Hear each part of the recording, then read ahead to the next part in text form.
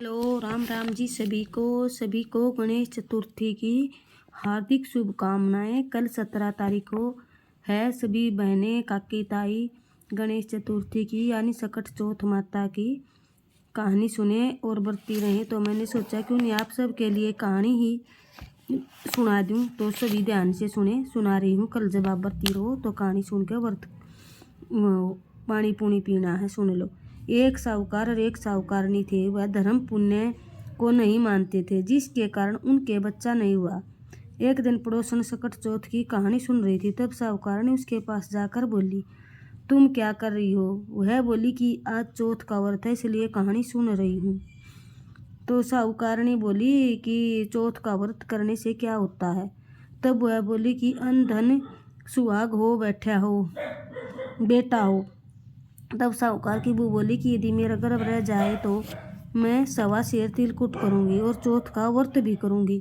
उसका गर्भ रह गया तो वह बोली कि मेरा लड़का हो गया तो मैं 2.5 सेर का तिलकुट करूंगी और लड़का भी हो गया।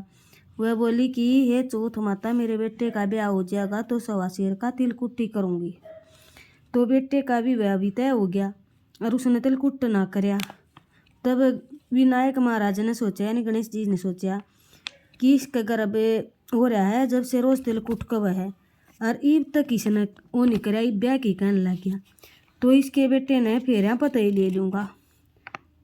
चौथ माता बोली और गणेश जी बोले, अगर हम इसको अपना प्रकोप नहीं दिखावेंगे तो अपने को कलयुग में कोई नहीं मानेगा और इसके बेटे को फेरा मत ही ले लेंगे। जब उसने 3 फेरे लिए थे, चौथ माता गरजती हुई आई और उसको उठाकर पिपल पे बैठा दिया।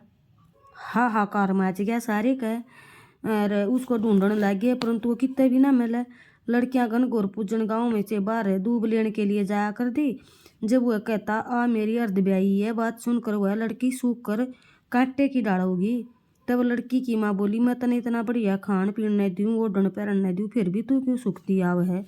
तब वह बोली, जब मैं दूब लेने जाऊँ न तो एक पीपल में से एक आदमी बोलता है और कब है कि आ मेरी अर्ध ब्याही, और उसने मेहंदी लगा रखी, सेरा बांध रखा। तो उसकी माँ उठी और देखा कि वह तो उसका जमाई है, तो वह तो बोलेगा। तो उसकी माँ बोली, आड़े क्यों बैठा है? मेरी बेटी तो अर्ध ब्याही कर दी, मतलब आधी ब्याही छोड़ दी और अब के लेगा? तब वह बोला कि मेरी माँ ने चौथ माता का तिलकुट बोलिया था, वह उसने नहीं किया और चौथ माता नाराज हो गई और मेरे को आड़े पीपल पर बैठा दिया। तो वहाँ गई और साहूकारनी तब बोली, तुमने गणेश चौथ का कुछ बोला था? तब साहूकारनी बोली, तिलकुट बोला था। तो फिर साहूकारनी बोली कि जय मेरा बेटा आ जाए तो 2.5 मन का तिलकुट करूँगी। गणेश चौथ राजी हो गई और उसके बेटे को फेरा में लाकर बैठा दिया।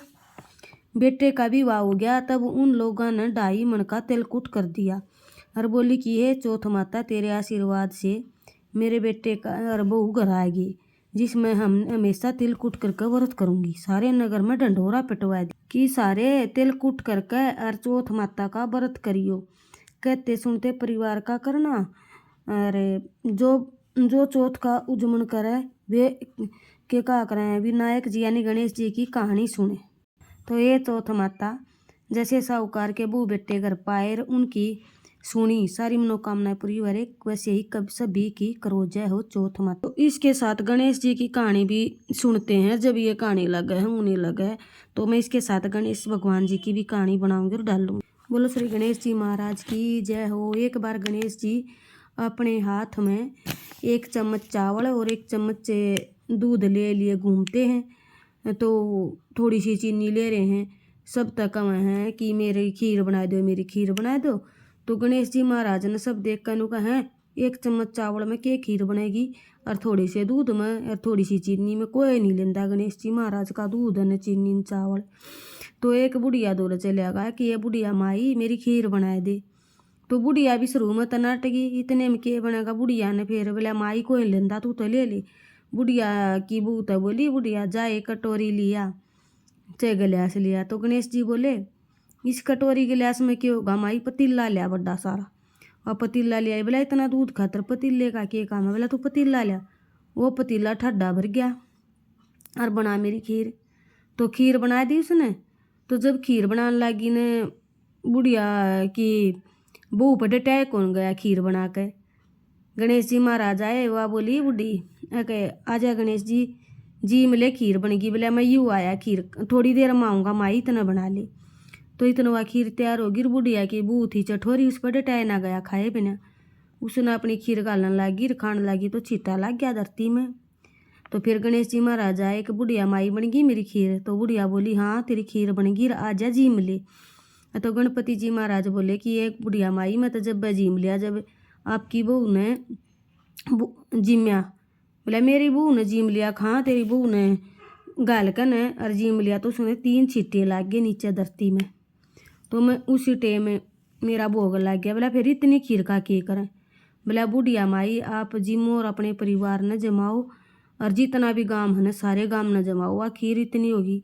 बोला इतनी खीर में बोला ख़त्म नहीं हुआ, सारा गांव जीम लिया, बुढ़िया का परिवार जीम लिया तो वह खीरें नहीं ख़त्म हुई। तो गणेश जी महाराज बोले हे बुढ़िया माई मांगना हो जो मांग। तो बुढ़िया माई ने कहा मेरी पोता दे और मेरी आँख्या में ज्योति दे और खूब सारा धन दे। तो गणपति महाराज ने उसकी सारी आखिर में मन मोक्ष दे। बुढ़िया गणेश महाराज जी बोले बुढ़िया तने तो मुझे ठग लिया। और गणपति महाराज ने तथास्तु कह के अंतर ध्यान हो गए और उसकी बुढ़िया की सारी इच्छा पूरी हो गई। गणपति महाराज जैसे बुढ़िया माई की सारी इच्छा पूरी करी वैसे हम की भी करो और सब की करो। जय गणेश महाराज की जय हो चौथ माता की।